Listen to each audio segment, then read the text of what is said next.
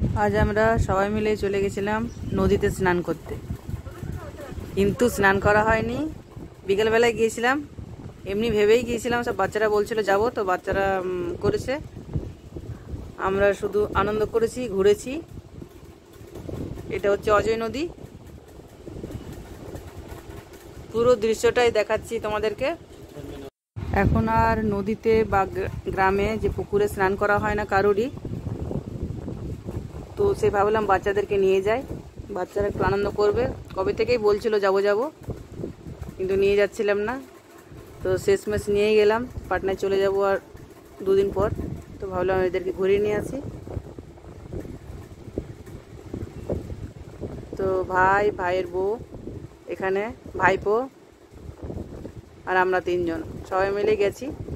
তো আমি ভাবলাম স্নান তো করা হবে না, তো আমি নদীটা এপার থেকে ওই পার পর্যন্ত দেখি যাই কতটা জল আছে।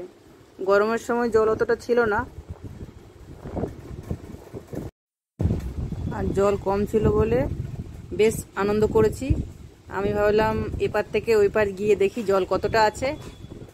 তো খুব একটা জল ছিল না বলে এপার থেকে ওপার চলে গেলাম গরমের দিনে। আর এখন তো বর্ষাকালে অনেক জল, এখানে জল ভরে যায়।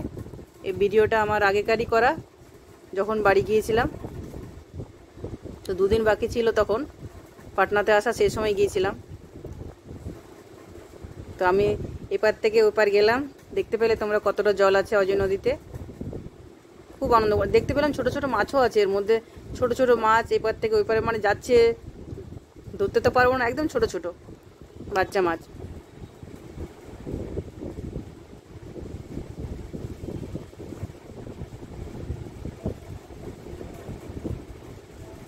এটা এখানে থাকলে তো আমাদের হয় না, তো ভাবলাম যাই ঘুরে আসি। আর এই যে আমার বর ভিডিওটা করছিল, ভাই বউকে নিয়ে যাচ্ছে ধরে। ও ভয়ে যেতে চাইছে না।